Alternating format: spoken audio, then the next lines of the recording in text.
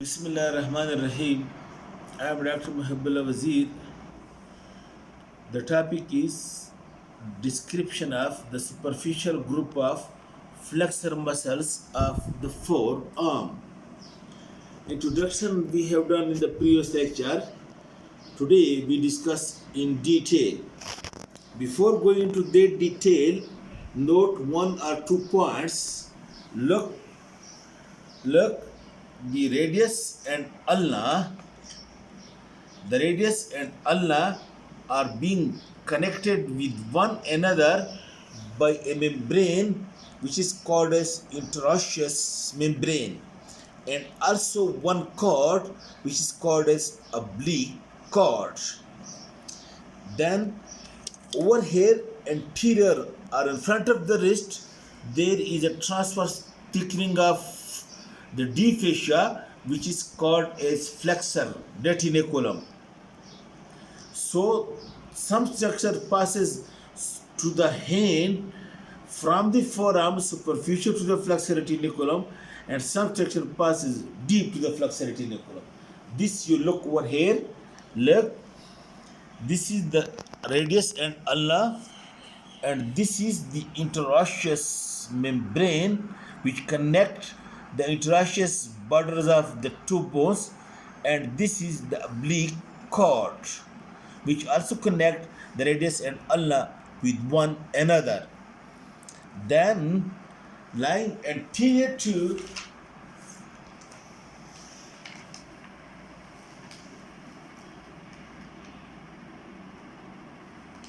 is also, you can see this retinaculum. This one, look, this thick band, this is the flexor retinaculum, and over here you can see this thick transverse band, this is the flexor retinaculum. You can see this muscle passes superficial while the other passes deep to it. Okay, now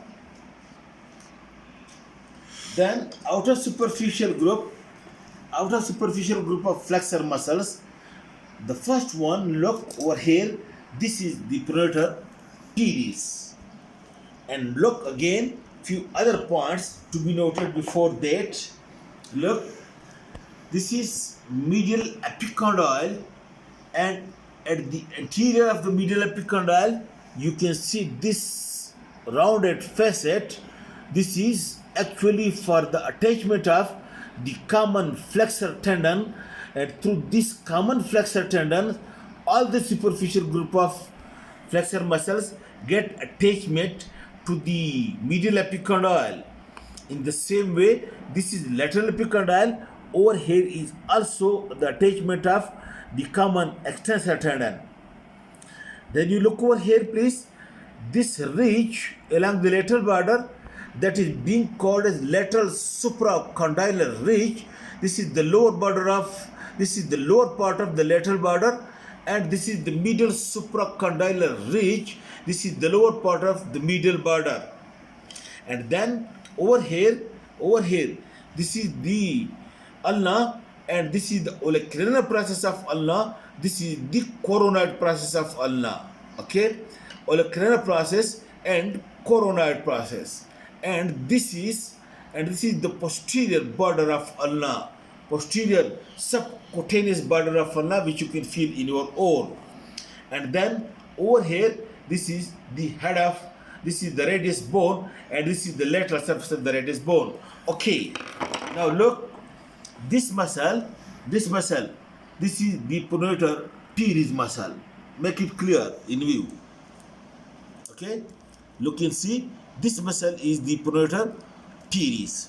Now this pronator teres muscle origin, number one, you can see from this medial epicondyle, and number two, some fibers originate from this medial supracondylar ridge as well. In this way, one head of pronator teres originate from the medial supracondylar ridge and medial epicondyle, and another head, or it is also called as the deep head. One head from over here, another head originate from the medial border of medial surface of this coronoid process. In this way, one head coming from over here, superficial head, and the deep head coming from over here, from the medial border of medial surface of coronoid process of ulna. This, the median nerve, look, this is the two heads. The median nerve passes between the two heads. Alright, you can see it over here to make it more clear again. Look, this head originates from the medial epicondyle and medial supracondylar ridge, and then the deep head originates from the coronoid process. In this way, this is the humeral head and this is the coronoid head. The median nerve passes between these two heads by passing between the two heads to enter into the forearm. I told you that the median nerve enters into the forearm by passing between the two heads of the parotid teres. Then, after originating from over here, you can see this parotid teres.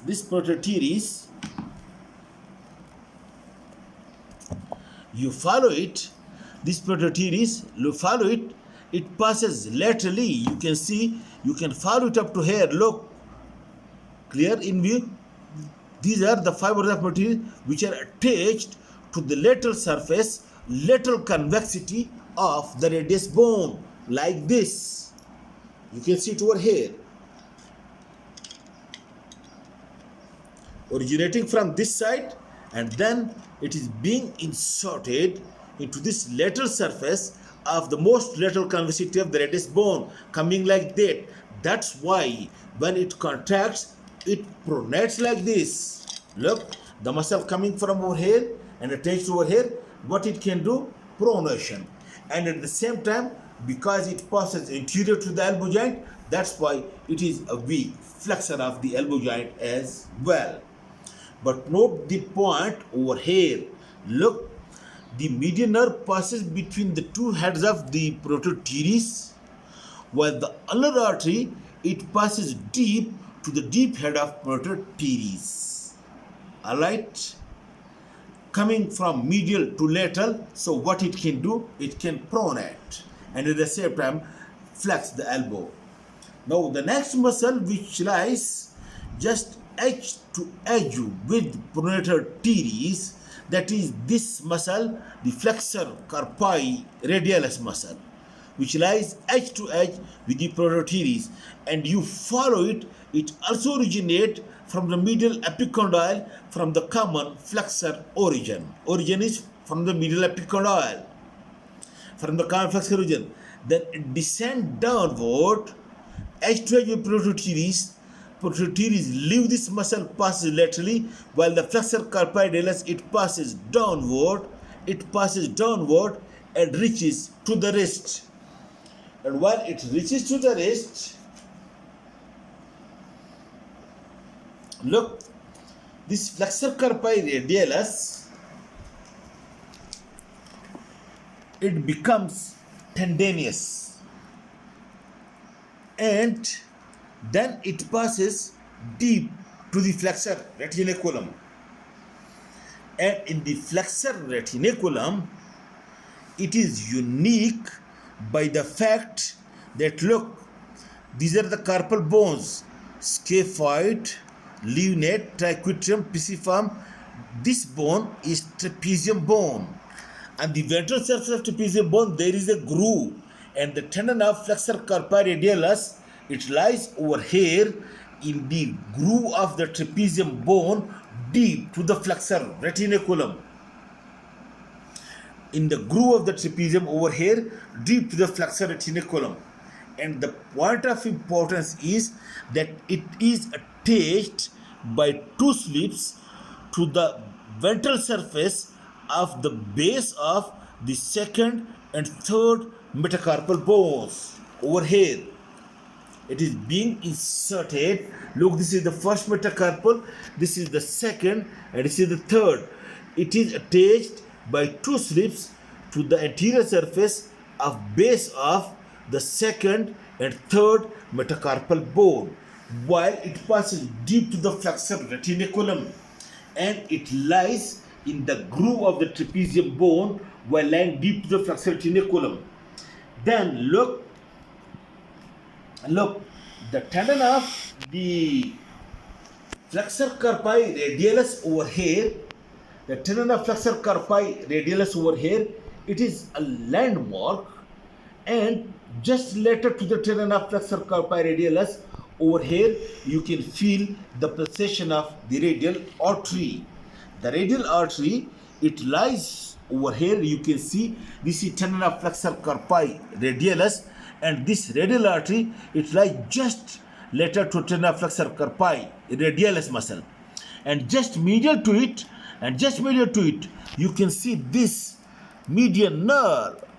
Just medial to the tendon lies over here. You can see this median nerve. Make it clear, this yellow one, and that's why the tendon of flexor carpi radialis, it is a landmark over here.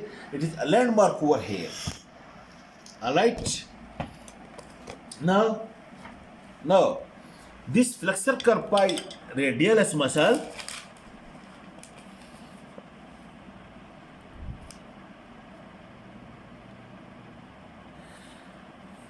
look, when it passes superficial to the wrist joint, automatically it is flexor of the wrist. And number two, look, it passes from medial to lateral like this to be attached over here.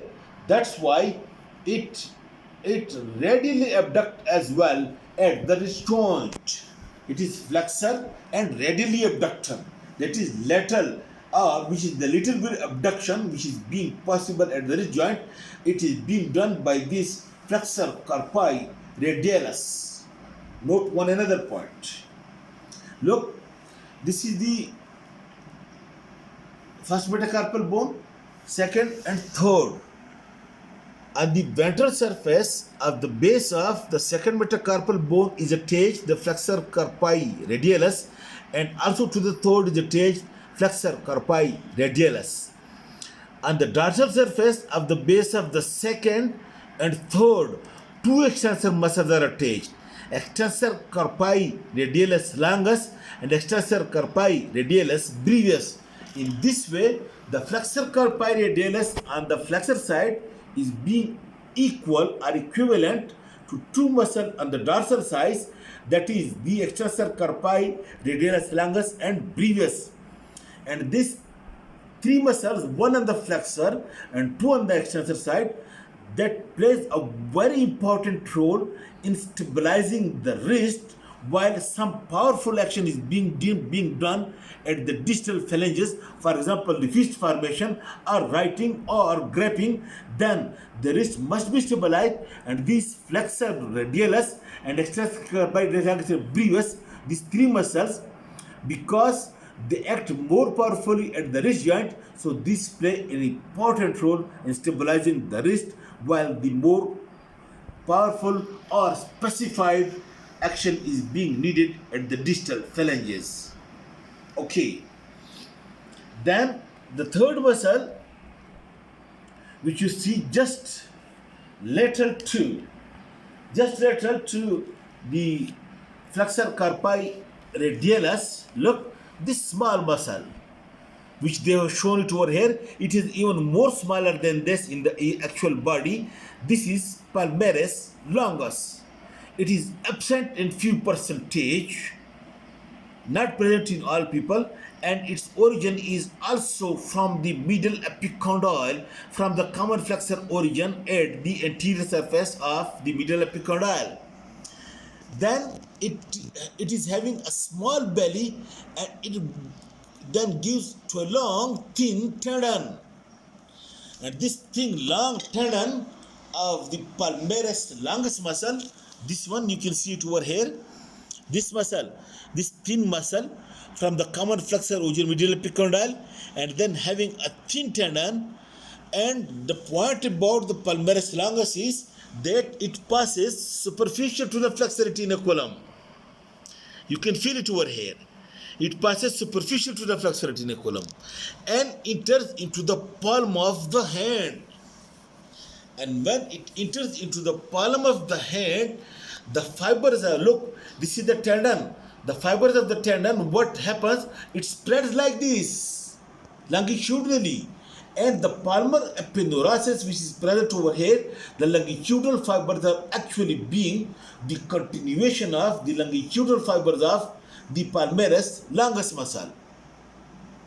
Okay, and in this way it anchors this palmaris longus muscle. Of course, functionally not important. It is a weak flexor of the wrist, but its main action is that it attaches the skin of the palm of the hand to the underlying deep fascia, so that if when some function is being done, the shearing forces which want to slip the skin is not being allowed to be slipped. In this way, the skin is being kept tight, so that the movements and the functions being performed over here, they are being specified. So it acts against the shearing forces over the palmar skin. This is the special function of palmaris longus. Secondly, this palmaris longus muscle, because over here its function in the flexor compartment is not very important, that's why you can easily transplant it. You can easily transplant it from the flexor side to the extensor side when needed. Okay, all right. Then the next muscle I told you is the most medial muscle. The most medial muscle which you see over here, this one, this is the flexor carpi ulnaris muscle. This flexor carpi ulnaris muscle, again having origin from this medulla epicondyle, and number two, having origin, look, from this medulla epicondyle, and then having origin from this medial surface of this coronoid process of ulna, and number three, by aponeurosis from this posterior border of subcutaneous border of ulna. Look, this muscle is being attached to this posterior subcutaneous border of ulna. This one, this posterior subcutaneous border of ulna, it is also being attached over here. So in this way, look, this is having, this flexor carpi ulnaris is having, number one, this head which originates from the medial epicondyle and from this coronoid process of ulna.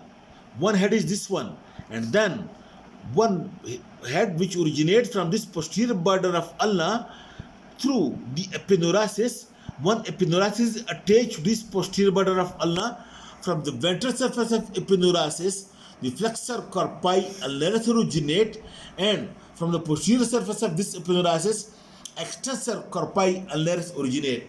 In this way, the flexor carpi ulnaris and extensor carpi ulnaris is having a common aponeurotic origin from this posterior subcutaneous border of ulna, while the ulnar nerve which lies in this, behind this medial epicondyle, it passes into the forearm by passing between the two, this humeral and ulnar head of flexor carpi ulnaris muscle. Then this is the origin.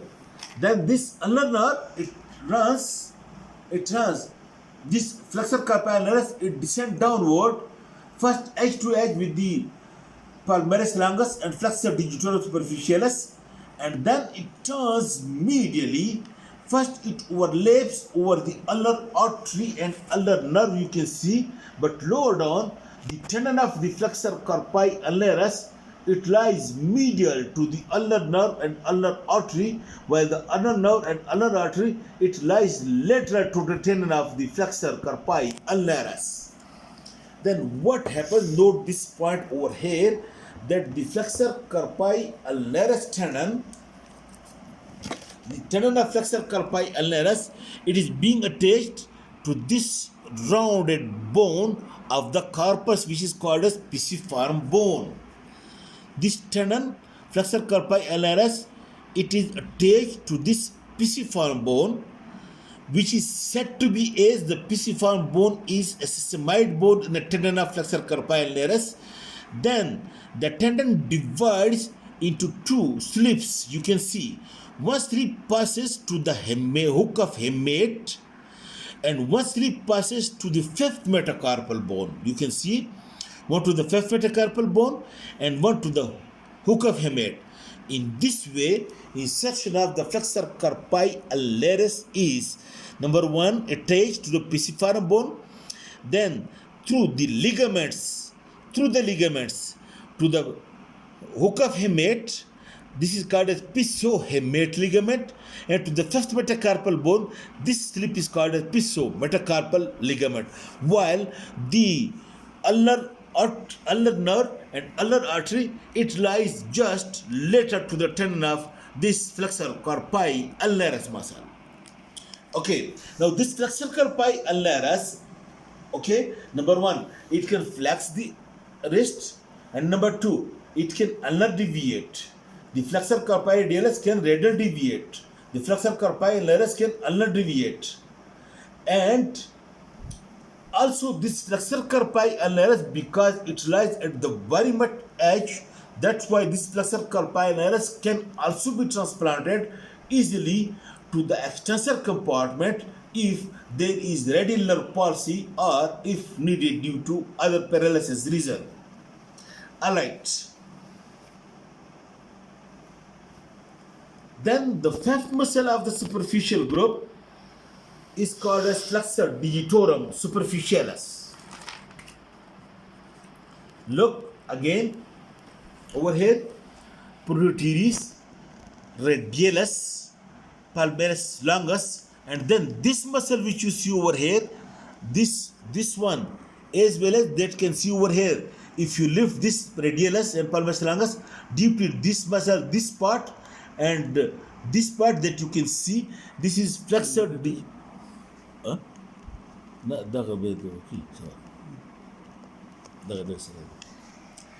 this is flexor digitorum superficialis, and medial to that is flexor carpi ulnaris.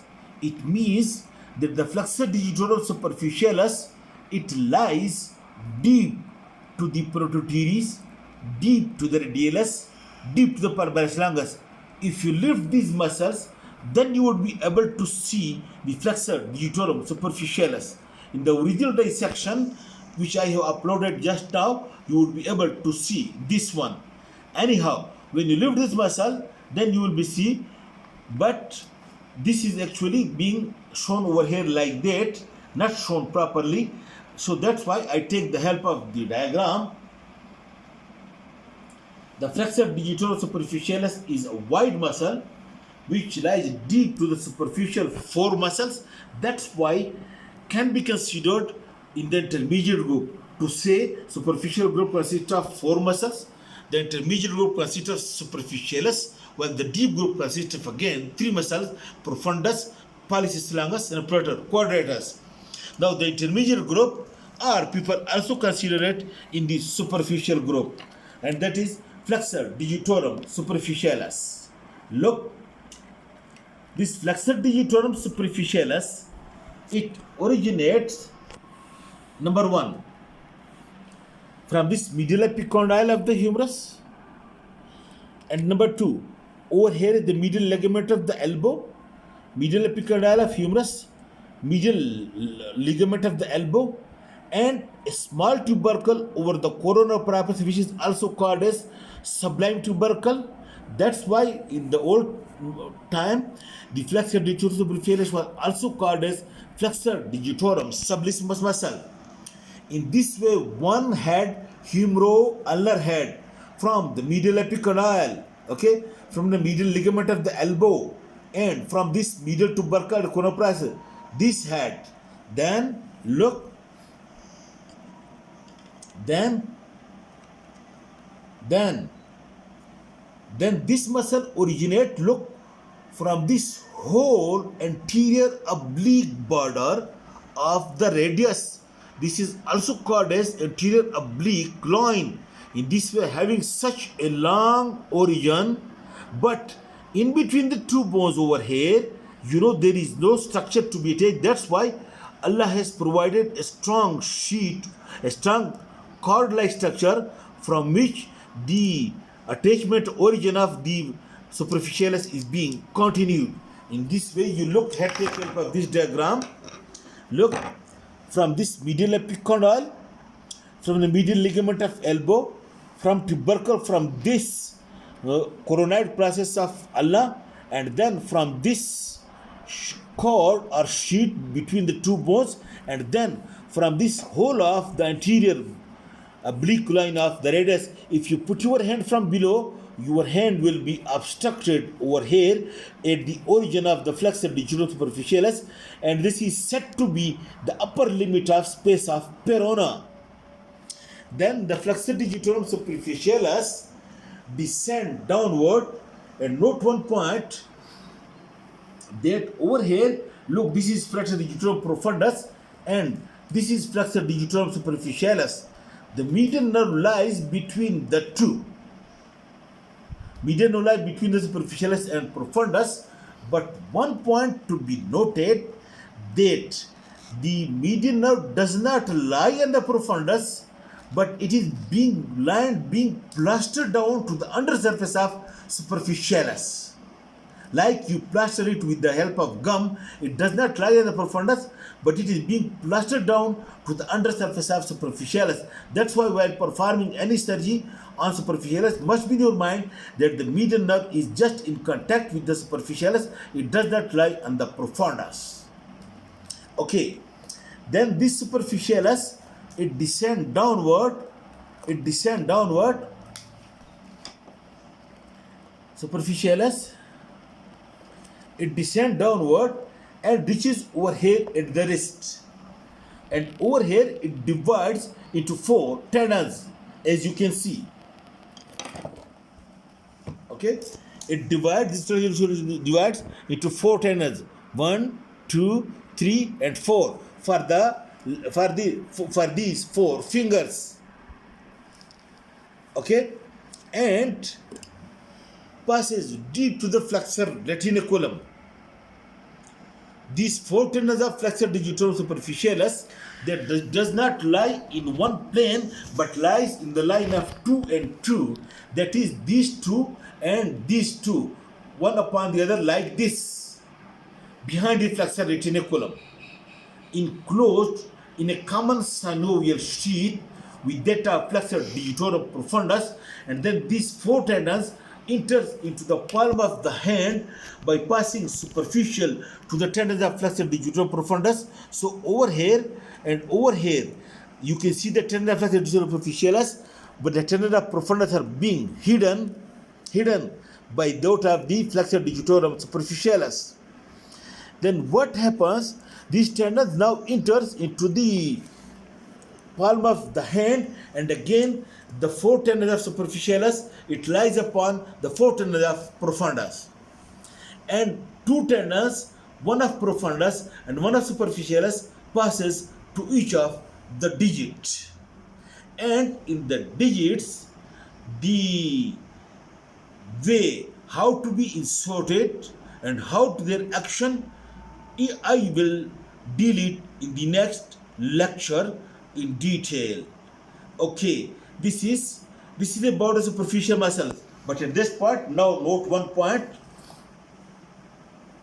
that all this superficial group of muscles, they are being supplied, all this superficial group of muscles, these are being supplied by branches of the median nerve, except the flexor carpi ulnaris, which is being supplied by the ulnar nerve. All these flexor muscles, the superficial group, are supplied by branches of the median nerve, except the flexor carpi ulnaris, which is being supplied by the ulnar nerve. The actions of the individual muscles I have described. The mechanism of insertion of the digitorum superficialis and their action I will deal in the next lecture along with the deep group of muscles. Thank you very much.